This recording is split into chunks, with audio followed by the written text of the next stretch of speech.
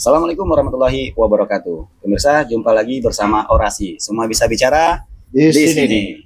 Pemirsa, persiapan pelaksanaan MBG atau makan bergizi gratis itu terus digulirkan di daerah-daerah, termasuk di Provinsi Jambi. Dinas Pendidikan Provinsi Jambi juga sudah melakukan persiapan, tentunya dalam rangka bagaimana program MBG ini bisa berjalan dengan baik. Dan kita tahu persis bahwa persiapan ini terus berlangsung dan koordinasi berbagai pihak dalam proses persiapan ini terus juga berlangsung. Dan tentunya ini akan membawa perubahan besar bagi masyarakat di Provinsi Jambi. Kita langsung sapa saja tamu yang telah hadir di tengah-tengah kita. Kita sapa dulu nih, Bang Sumantri. Ya, Pak. Beliau adalah PLT Kabid SMA Ya. untuk Dinas Pendidikan Provinsi Jambi. Hari ini telah hadir dan nanti kita akan diskusi Bang terkait dengan persiapan Dinas Pendidikan ini karena Siap. memang jadi sasaran utama nih Ya. siswa SMA se-Provinsi Jambi. Karena SMA, SMK, SLB. SMA, SMK, SLB. Ya. Nah, karena itu menjadi kewenangan di Provinsi Jambi. Kemudian hadir juga tokoh muda. Nah, ini udah nggak asing lagi. Terakhir kemarin menghadapi demo massa itu dengan tenang, merasakan akrab dengan para aktivis. Beliau adalah Ansori Hasan, anggota DPRD Provinsi Jambi dari Partai Amanat Nasional. Apa kabar, Bang Ansori? Assalamualaikum warahmatullahi wabarakatuh. Kabar baik. Waalaikumsalam warahmatullahi wabarakatuh. Saya biasa manggilnya Bang Auner. Owner ya. Ya, beliau sangat dikenal kedekatannya dengan para aktivis, dengan media, karena memang bawaannya yang humble. Dan hari ini menjadi tamu kita di sini, mudah-mudahan pemikiran beliau ini bisa membawa perubahan juga. Karena memang anak-anak muda hari ini duduk di DPR, itu tentunya akan membawa perubahan ke depan. Kita langsung aja Bang diskusi, Bang. Iya. Karena memang waktunya sedikit. Persiapan apa nih Bang Sumatri yang sudah dilakukan oleh Dinas Pendidikan Provinsi Jambi untuk menghadapi MBG ini? Ya, tentunya kita mendukung program Bapak Presiden Pak Prabowo turunannya ke provinsi-provinsi. Kita sekarang lagi menunggu juknis ya, regulasi yang tepat. Namun demikian kita tetap bersiap, kita siapkan data-data. Jadi bagaimana kita ketahui kewenangan dari Dinas Pendidikan Provinsi itu terkait dengan SMA, SMK, dan SLB. SMA yang ada di Provinsi Jambi sebanyak 262. 262.000 216 sekolah. Okay. Yaitu kalau untuk negeri 163 sekolah. Swasta ya, Okay. itu tersebar di kabupaten kota. Okay. Jadi pada prinsipnya tentu kita mendukung program ini dan berkoordinasi dengan pihak dari Bapeda, dari Badan Gizi Nasional. Paling intinya kita mendukung kita. Okay. Kalau jumlah siswa yang menjadi sasaran, Ya. kalau dihitung per siswa di Jambi ini ada berapa banyak itu Bang? Kalau total siswa-siswi itu SMA, SMK, dan SLB sebanyak 134.602. 134.000 Iya. sasaran ya, Ya, tersebar di ya. 11 kabupaten Itu kota. jumlah siswa. Jumlah siswa berdasarkan Dapodik itu. Ya. Itu kelas 1 sampai kelas 3 itu. Ya. Kelas 10, 11, 12. Oh iya, kalau zaman kita dulu yang kelas 1 sampai 3 ya. Zaman Iya. sekarang sudah 10, 11, 12 karena wajib belajarnya wajib belajar Iya. 12 tahun. Ya. Oke. Jadi 134.000 itu yang akan menjadi sasaran Ya. kita ya. Tentunya kita lihat nanti apakah itu semua keseluruhannya karena memang ya itu kan menyangkut anggaran ya Pak Dewan ya. Ya. Tentunya kita lihat regulasinya kan. Tapi intinya kita siapkan data dan Oke. juga sudah kita siapkan. Kan. Oke, terima kasih Bang. Bang Ansori nih. Bang, ini kan program baru Ya. dan benar-benar baru, belum pernah ada dilakukan sebelumnya di Indonesia, apalagi Provinsi Jambi. Nah, kebetulan secara politik Partai Amanat Nasional kan juga pendukung nih dari pemilihan presiden kemarin. Nah, kalau Abang melihat program ini gimana Bang? Ditambah dengan persiapan yang ada sekarang. Ya. Kalau kita lihat memang program ini masih terjadi pro dan kontra kan. Oke. Baik di tengah para pakar, tengah masyarakat maupun di media sosial. Itu sering baca itu. Ada yang mendukung dan ada juga yang menolak. Ya. Nah, masing-masing ini memang mempunyai argumen masing-masing lah. Ya. Cuman kalau kami atau saya melihat program ini memang hal baru seperti Bapak bilang tadi kan, baru yang kita rancang di negara kita ini apa namanya program makan gizi gratis ini untuk siswa ini memang baru. Nah, kalau outputnya ke depan, saya sangat yakin mungkin apa yang dipikirkan oleh Pak Prabowo dan bersama timnya dulu ini sudah dikaji secara matang bahwa program ini memang tujuannya untuk sekian tahun yang akan datang.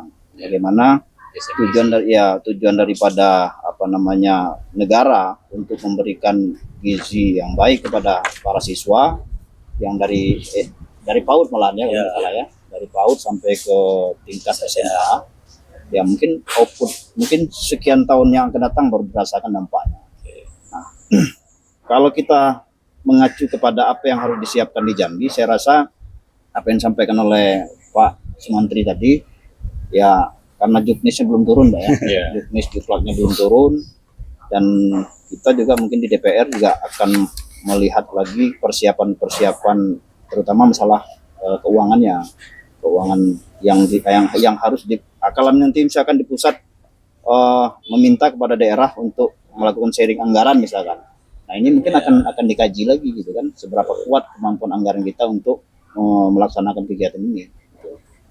Oke, artinya secara prinsip karena ini sudah menjadi sebuah janji politik dan masuk ke dalam RPJM, RPJM nasional, mau itu harus dilaksanakan. Lagi persiapannya seperti apa? Nah, satu lagi Bang, kalaulah misalnya program ini kan memang harus bergulir nih. Anggaran pun kalau sampai hari ini kan masih dibunyikan itu adalah APBN ya. Walaupun nanti kita nggak tahu apakah sharing dengan daerah atau tidak.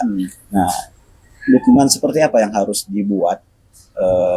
Pertama Abang kan udah di DPR nih. Pandangan ini kan pasti secara politik dikaji, secara sosial dikaji, secara ekonomi dikaji.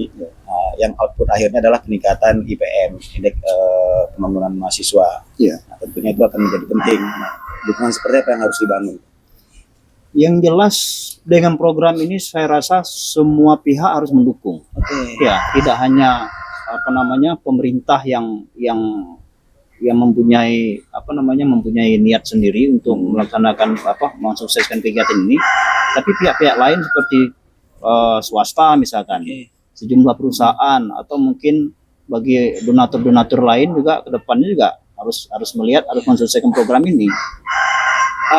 Program ini kalau menurut saya pribadi itu sungguh cukup bagus karena kalau zaman kita dulu Pak, saya tahu persis, saya mungkin termasuk orang yang dari kecil dulu atau SD mungkin untuk makan sehari-hari itu susah. Sempatlah ketemu zaman itu ya. Sempat. Kalau zaman saya dulu SD itu mau berangkat sekolah kadang-kadang belum sarapan di rumah karena kondisi orang tua memang tidak memungkinkan. Nah, memang kita mungkin kalau melihat anak-anak di sekitaran kita yang mungkin perekonomian orang tuanya sudah mulai mapan, mungkin ya dianggap program ini akan sia-sia kan. Tapi dari satu sisi masih banyak masyarakat kita yang di kampung-kampung misalkan, masyarakat kita yang di daerah pelosok, yang mereka memang pengen sekali supaya anaknya ini mendapatkan asupan gizi yang baik gitu kan. Nah, saya rasa dengan program ini cukup baik dan memang harus diseriuskan dan yang didukung bersama gitu. Dia udah flashback ke belakang, ternyata kalau itu difasilitasi ternyata sangat membantu. Yang di bawah garis kemiskinan itu. Tadi malam saya langsung melihat sebuah tayangan pengakuan dari Pak Prabowo sendiri. Mengapa program ini muncul? Ternyata dia itu menjadi pelaku sejarah melihat ada anak kecil yang mati kelaparan di hadapan Pak Prabowo sendiri. Itu salah satu pengalaman yang didapati oleh Pak Presiden pada waktu itu. Memang waktu itu kan waktu zaman perang dulu. Kalau menurut Pak Presiden, kami waktu berperang dulu tidak dibiayai oleh APBN. Kami waktu perang dulu tidak makan pun tidak dibiayai. Makanya zaman dulu yang namanya makanan masih banyak orang yang mati dalam kelaparan gitu ya. Nah, mungkin dari pengalaman itulah salah satunya dia berkeinginan supaya ke depan anak-anak Indonesia ini ada yang nggak makan. Tidak ada yang tidak makan dan harus bergizi gitu. Jadi memang empiris mengalami langsung, makanya itu salah satu mendasari kenapa di kampanye menawarkan itu ya. Ini juga gini Pak, mungkin gini kan kita kan ada program stunting ya. Jadi stunting kan kurasinya gitu ya. Jadi itu gizi ya. Sudah dicanangkan tuh penurunan stunting ya. Jadi sepertinya memang efeknya banyak itu. Ketika makanan bergizi itu digulirkan, stunting jadi minus, kematian ibu hamil menjadi minus, jadi habis gitu kan. Itu berefek. Nah kembali ke Bang Sumantri Bang, kan kita ada 134.000 nih tersebar. Kita ada daerah yang 3T nih, terluar, terpencil, terisolir. Nah itu kira-kira nanti pencapaian daerah-daerah itu seperti apa Bang? Kita kan SMA SMK ini tidak terlalu lagi ya, karena memang SMA SMK itu berada di ibu kota kecamatan. Rata-rata di kota kecamatan ya. Kecuali kalau SD dan SMP SD kan daerah terpencil. Contohnya misalnya kalau kita bicara di Kerinci ya di ibu kota. Walaupun di Tebo, Bungo di ibu kota kecamatan juga ya, yang mudah aksesnya masih bisa terjangkau oleh kendaraan. Jadi kalau SD mungkin SD SMP mungkin agak jauh ya, jauh juga ada yang di luar. Jadi memang kita tentu mekanisme nanti ya cara teknis pelaksanaannya kita nanti kan kita belum tahu. Mungkin saja nanti Pak. Jadi dapur gizi itu di Bubak ada dapur gizi mungkin dalam radius 2 kilo 3 kilo ya bisa terjangkau. Kita takutnya juga nanti kalau jauh Pak, jaraknya 50 kilo dari dapur itu ya, takutnya nanti busuk ya. Atau bisa saja kita tidak tahu di sekolah buat dapur, tidak tahu kita Pak ya. Kita artinya kita masih menunggu juknisnya, durasinya. Oke, baik, terima kasih Bang. Terus yang tidak kalah pentingnya kan koordinasi dengan OPD lain Bang. Kan ada dinas kesehatan, ada ketahanan pangan, kemudian ada badan gizi tadi. Kemudian dari itu ada juga dari kepolisian, TNI. Nah itu nanti koordinasinya seperti apa Bang? Tapi jangan dijawab dulu, karena ada pesan-pesan yang mau lewat berikut ini. Pemirsa jangan kemana-mana, tetap bersama Orasi. Semua bisa bicara di sini.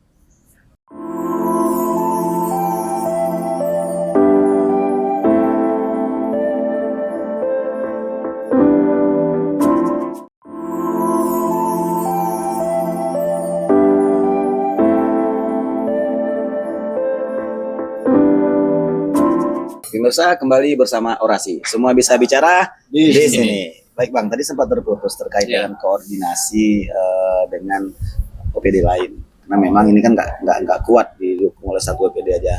Nah, ada ketahanan pangan sebagai penyedia pangan yang untuk dimakan. Kemudian kesehatan untuk mengukur standar gizinya. Nah, kesehatan nanti akan mengecek kan yang akan sampai ke meja siswa itu adalah makan yang memenuhi layak dan layak untuk dimakan dan tentunya bergizi. Nah, dan instansi lain. Nah, itu yang sudah dilakukan apa saja, kemudian yang akan dilakukan apa saja, Pak? Ya, seperti saya bilang tadi, Pak, kita menunggu juknis ya. Tapi persiapan tentunya kita sudah siapkan data peserta didik ya. Peserta didik namanya itu. Ya, peserta didik. Tadi 120.000. Kemudian kita tetap berkoordinasi dengan Bapeda, tentu dengan Pak Dewan ya. Dewan ya. Kemudian dari instansi lain termasuk dari Polda, TNI gitu. Berarti memang ada ya koordinasi. Karena memang berapapun jumlah yang akan disiapkan oleh ketahanan pangan tentu berdasarkan data yang disampaikan oleh Dinas Pendidikan. Dan data ini bergerak terus Bang ya. Jadi Pak, kita kan tidak tahu sekarang ini apakah di Kota Jambi berapa sekolah, kita tidak tahu tidak tahu apakah mungkin di Bungo, di Tebo itu berapa sekolah, kita tidak tahu. Pada prinsipnya kita siap ya menyiapkan siswa untuk melaksanakan mensukseskan program ini Pak. Untuk kegiatan sosialisasi gimana Bang? Apakah sudah ada sosialisasi awal? Atau karena memang belum ada juknis jadi belum ada apa-apa jadi gini, tentunya kita sosialisasi tentunya harus ada ada juknisnya, juklaknya gimana gitu ya. Jadi kita masih menunggu juknis itu. Tapi prinsipnya siap ya, ketika ada juknis turun tinggal menyesuaikan. Kata orang tuh Pak, dikasih makan tuh siap. Makan yang dikasih kan. Oke Bang Ansori, pimpinan yang hari ini bicara tentang perut Ya. Rakyat ya. Tentu kan menjadi sesuatu yang luar biasa. Enggak lagi bercerita bagaimana proyeknya susuar, kegiatan-kegiatan yang harus mengeluarkan dana yang sifatnya momentum. Nah, ini kan menjadi sejarah baru juga.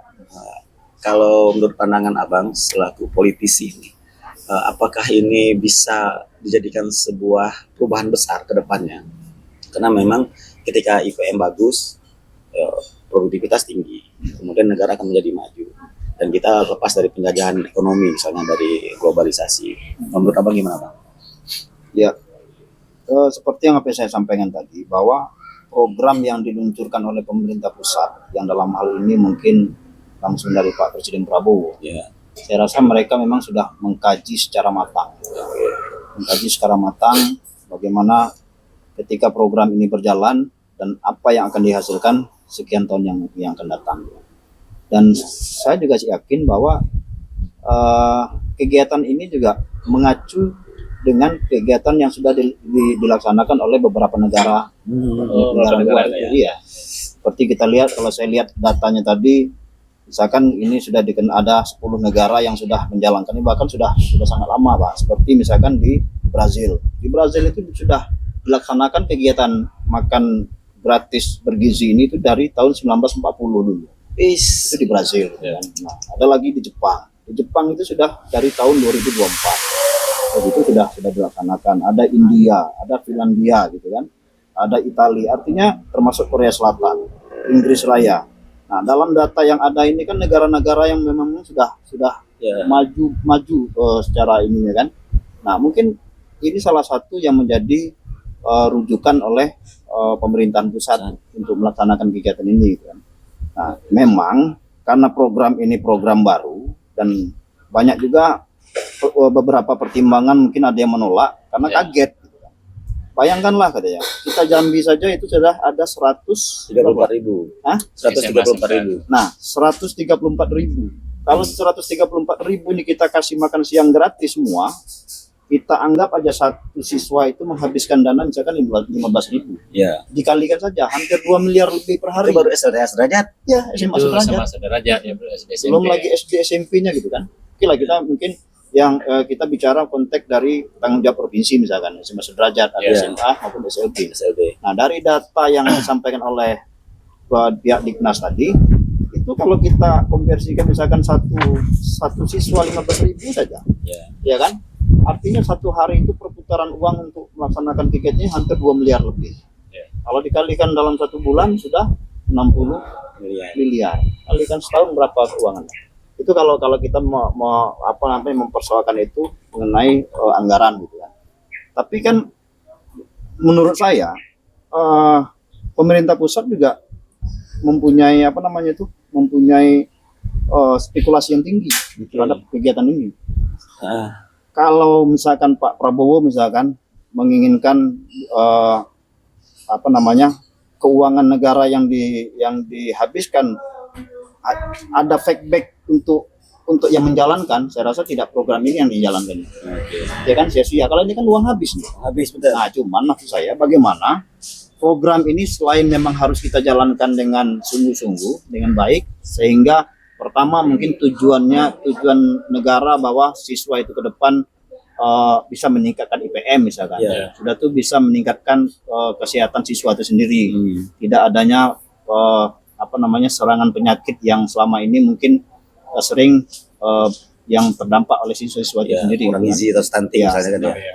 Disinilah kita berkeinginan semua pihak itu harus dilibatkan, ya kan? Terutama mungkin dalam masalah teknisnya, mungkin apa yang disampaikan oleh Pak Diknas tadi, banyak hal-hal yang memang harus kita perhitungkan lagi, misalkan dari jarak tempuh misalkan dari dapur umum ke sekolahan itu jangan sampai terlalu jauh. Yang kedua, bagaimana juga UMKM yang ada di sekitar juga dilibatkan. Para petani-petani desa juga, mereka yang mungkin yang tadinya tidak menanam cabai, kita suruh nanam cabai gitu kan. Kalau tadinya ada yang bisa menanam kentang, kita nanam kentang sesuai dengan apa yang menjadi kebutuhan ataupun bahan baku dalam pelaksanaan program ini. Saya rasa itu, Pak. luar biasa. Tapi referensinya nggak sembarangan ya. Ada beberapa negara maju yang memang sudah melaksanakan program MBG ini. Dan itu sudah berlangsung lama. Bahkan ada yang dari tahun 40. Ada yang dari tahun 1940 ya. 1940 seperti Brazil. Brazil tadi. Nah, kita 2025 baru dicetuskan ini. Memulai. Artinya tidak hal yang baru sebenarnya kalau untuk dunia. Dan itu baru diterapkan di Indonesia. Dan juga ini Pak, ada beberapa provinsi ketika kita lihat di media itu apa di televisi itu udah mulai di provinsi lain. Mungkin Jambi ini belum. Ya. Memang infonya ada 5 SPPG Bang yang sudah dibentuk. Ada di Kota Jambi, asal di Kota Baru, ada di Sarawangun, dan Batanghari, dan satu lagi di Tanjung Jabung Barat. Nah, memang kita belum dapat gambaran bahwa titik SPPG itu sejauh mana dengan sekolah-sekolah yang ada di dekatnya. Nah, kalau kita belum dapat gambaran tuh Bang ya, karena itu dari Ketahanan Pangan dan Dinas Kesehatan kayaknya surveinya. Jadi memang itu SPPG itu dapur umum ya.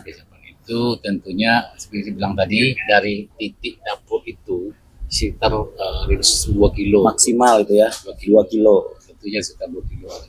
Jadi keterjangkauan mudah jangkauannya menuju ke sekolah-sekolah. Tentu bagaimana kita bercerita bagaimana dengan yang kabupaten di kabupaten kan sekolah-sekolah jauh. Tentu nanti pemerintah menyiapkan mekanisme cara penyalurannya. Itu ada solusinya. Itu makanya perlu koordinasi semua lini koordinasi. Jadi emang katanya untuk unit distribusi memang tersendiri Pak katanya. Nah, itu mungkin apakah Dinas Perhubungan nanti kita kan belum tahu juga. Nah, memang di listnya belum ada. Tapi yang jelas ada bahan yang disediakan, ada yang dimasak di dapur, dan didistribusikan ke sekolah-sekolah. Intinya ya sampai ke sekolah itu sudah siap dimakan memang. Karena kemarin itu aja di berita beberapa ada yang dia bilang makanannya sudah mulai bau. Nah, itu kan bisa banyak faktor yang terlalu jauh atau mungkin bahan bakunya yang tidak bagus. Nah, ternyata malah justru itu jadikan bahan evaluasi. Dan kita lihat Menteri, Wakil Menteri, Deputi semuanya turun dari ini dari daerah yang sudah diterapkan. Jadi memang itu kan pemerintah itu sigap menyikapi itu kan. Tim kesehatan turun, dapur umum, tinggi juga turun. Jadi ya kejadian hal kecil tidak bisa terulang lagi. Gitu. Karena memang makan bergizi itu hampir tiap hari, Pak. Tiap hari. Senin sampai Jumat ya. Hari gitu. Kalau yang sekolah sampai Sabtu macam negeri sampai Sabtu berarti. Cuma hari Minggu yang libur ya, Pak. Jadi kita kan ada seperti di kota ini kita ada SMA negeri negeri itu kita ada 14 SMA ya. Itu ada swasta juga. Swasta ini apa? Kalau swasta ada Nurul Ilmi, Seperius Pak. Itu sekolah besar ya. Al Azhar, Al Falah itu sekolah besar yang tersebar di ini. Jadi negeri dan swasta itu tetap menjadi sasaran Pak ya. Itu mekanisme kita tidak tahu Pak. Kalau bicara tadi ya kalau Nurul ini kan itu kan anak-anak sudah makan juga ya. Tiap hari sudah disediakan makan di sekolah gitu kan. Maksudnya apakah itu juga nanti menjadi sasaran juga gitu kan dalam program ini. Kalau saya memang bisa menyarankan harus dipetakan dulu. Artinya sebenarnya tidak semua sekolah juga harus dilaksanakan kegiatan ini. Kalau memang itu ya harus dicarikan sekolah yang prioritas dulu untuk tahap awal gitu kan. Nah, kecuali kalau kita memang sudah menyiapkan segala sesuatunya mulai diratakan semuanya. Oke, berarti memang harus mapping dulu nih. Dan itu yang paham tuh pasti di dinasnya. Memang kita ini kan ada juga Pak. Di swasta itu ada di samping itu ada sekolah PGRI juga Pak. PGRI 2 sama ADB juga itu siswa masih sekitar 60 orang ya memang ya sedikit siswanya. Gila Bang, yang jelas berbagai persiapan sudah ada. Kalau dari Pak Dewan saya menangkap sebuah optimisme nih dari statement yang Abang sampaikan tadi. Nah ini masing-masing tadi saya minta seberapa optimis keberhasilan program ini di Provinsi Jambi. Tapi jangan dijawab dulu, karena ada pesan-pesan yang mau lewat berikut ini. Pemirsa jangan kemana-mana, tetap bersama Orasi. Semua bisa bicara di sini.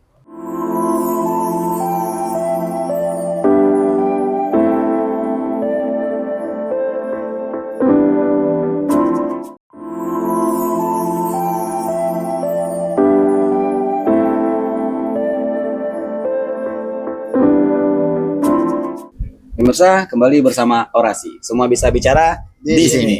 Nah, kita kepengen bangun optimisme nih Bang. Karena memang kalau dari awal sepertinya sudah terbangun lah. Cuman seberapa optimis program ini bisa berjalan di Provinsi Jambi? Bang dulu. Ya, tentunya kita optimis ya. Ini program Pak Prabowo terhadap makan gratis itu sudah disampaikan ke para gubernur, ke bupati-bupati. Jadi semua lini, semua terlibat. Jadi untuk mensukseskan program makan bergizi gratis untuk anak dari TK, SD, SMP, SMA. Ya. Infonya juga Bang tidak hanya peserta didik dari PAUD, SD, SMP, SMA, SMK dan sederajat itu termasuk juga non anak didik, itu katanya ibu hamil, kemudian balita itu juga menjadi bagian yang menjadi sasaran. Ya. Nah, walaupun begitu tetap optimis Bang ya, Ya, bisa berjalan. optimis ya. Kalau Bang Sori gimana? Kalau kita harus optimis, Optimis lah ya. harus optimis dengan adanya kegiatan MBG. ini gitu kan. Ya. Apalagi saya rasa ya hanya sekedar memberikan orang makan, Oke. memberikan orang makan, anak-anak siswa, juga sasaran tadi ibu hamil segala macam itu. Ya. Dan saya rasa apalagi kita ini kan sudah mempunyai perangkat yang cukup. Ya SKPD, baik itu dari kementerian juga semuanya bekerja gitu kan. Bahkan Kementerian Desa juga terlibat dalam pelaksanaan ini gitu kan. Kalau kita turunannya ke bawah ke pemerintah daerah, di pemerintahan juga para OPD pasti pasti harus menyiapkan segala sesuatunya itu gitu. Nah, kalau kami dari DPRD seperti apa yang menjadi polemik selama ini, ya insya Allah tetap berjalan dengan lancar. Misalkan ada pun pemotongan anggaran yang begitu besar, misalkan Impres ada nomor 1 ya. ya ada yang terakhir ada impres nomor 1 bahwa banyak anggaran-anggaran yang harus dipotong sampai 50%. Ini mungkin dalam rangka untuk mensukseskan kegiatan itu. Ya.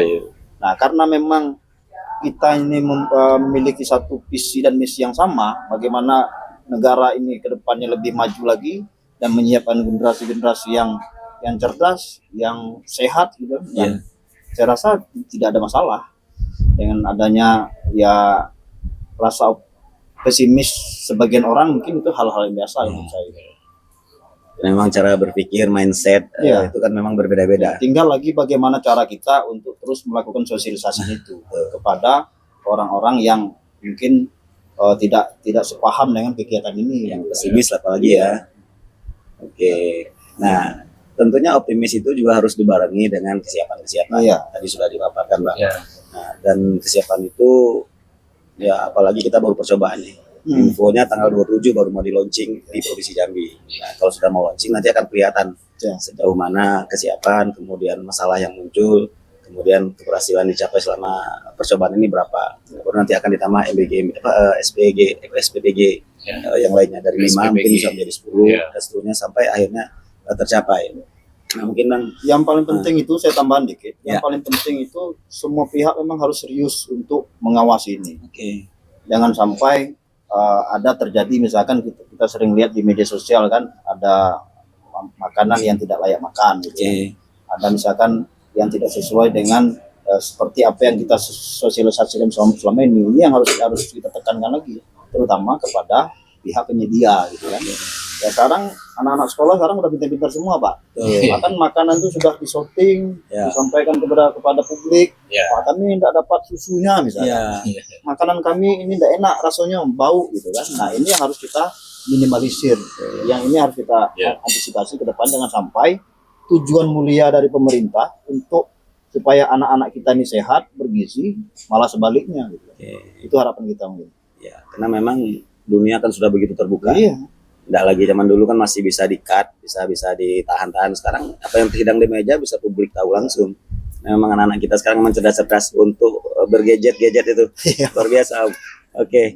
Nah, mungkin terakhir dari kita, kami butuh closing statement terkait dengan program makan bergizi gratis ini. Oke, Bang, silakan sampaikan closing statement terkait dengan program ini. Program makanan bergizi gratis merupakan program dari Pak Prabowo. Tentu kami di Dinas Pendidikan mendukung penuh terhadap program itu, dan kami setelah menyiapkan data-data untuk melaksanakan program makan bergizi gratis. Oke. Silakan Bang Ansari Hasan. Ya, program ini memang punya tujuan besar seperti apa yang kita sampaikan dari awal tadi gitu kan. Makanya kita berharap semua pihak juga harus mendukung dan bahkan mensupport kegiatan ini sehingga berhasil ke depan gitu kan. Ya, yang paling kita utamakan itu adalah keikhlasan kita untuk menjalankan ini. Jangan sampai anggaran yang begitu besar tapi hasilnya sia-sia. Bahkan mungkin ya jangan sampai ada kesempatan dalam kesempitan. Kalau kita lihat di media sosial itu sudah banyak yang curiga, Pak, dengan kegiatan ini. Ada yang bilang wah ini bisa jadi modus baru untuk korupsi segala macam. Nah, tinggal lagi bagaimana niat kita supaya anggaran yang begitu besar dan ini program yang memang baru kita mulai ini dapat berjalan dengan baik. Mungkin itu harapan saya. Tapi nambah dikit ya. Jadi kami memang biar ada kesan efektif ya, tapi kita menyiapkan data yang valid, data siswa valid. Jangan kesannya ini berapa, misalkan di SMA ini berapa, sesuai dengan data yang valid, boleh dicek. Kan? Kalau perlu diverifikasi lagi verifikasi lagi berapa siswa, berapa itu data yang valid. Kalau tidak aktif lagi ya kita kan memang ada yang keluar, yang pindah Pak ya. Biar tidak ada kecurigaan tadi Pak. Apalagi pas pergantian tahun ajaran pasti berubah nih datanya harus valid, update terus. Oke. Terima kasih Bang Sumantri, Bang Ansari Hasan sudah bergabung di dialognya orasi. Nah, kami tahu masing-masing dari kita nih pasti ada kesibukan. Penghargaan dari kami sudah bisa mampir dan berdiskusi mencurahkan pemikirannya. Karena memang mungkin tidak banyak persiapan yang dilakukan, tetapi yang paling penting pemirsa sudah tahu bahwa kita optimis. Dan optimis ini menyambut baik program ini. Optimis dan menyambut baik program ini. Terima kasih Bang, sehat selalu, selamat beraktivitas Bang Sumantri. Mudah-mudahan kita bisa ngobrol lagi nanti di lain kesempatan dengan tema yang lebih menarik lagi. Yang suasana bagus ya. Oke, tadi saya lihat burung-burung itu, burung hijau apa itu? Ada burung punai itu Bang. Burung punai ya. Bukan kupu punai ya. Kupu punai. Oke, terima kasih Bang. Pemirsa, sebuah keniscayaan program yang sudah dijanjikan secara politik yang akhirnya menjadi RAPBN, rencana pembangunan jangka menengah tingkat nasional, tentu akan menjadi sebuah implementatif, dan tentunya itu menjadi kewajiban bersama untuk bisa terrealisasi. Nah, tentunya ini menjadi sebuah optimisme juga harus dibangun bersama untuk bisa terlaksana dengan baik, dan berbagai persiapan juga sudah dilakukan, dan kita berharap apapun kendala itu bisa diselesaikan dengan baik dengan tujuan seluruh masyarakat Indonesia bisa makan sehat dan bergizi dan tentunya gratis. Oke, terima kasih telah bersama orasi. Jangan kemana-mana, tetap bersama orasi. Semua bisa bicara di sini. Wassalamualaikum warahmatullahi wabarakatuh. Waalaikumsalam warahmatullahi wabarakatuh.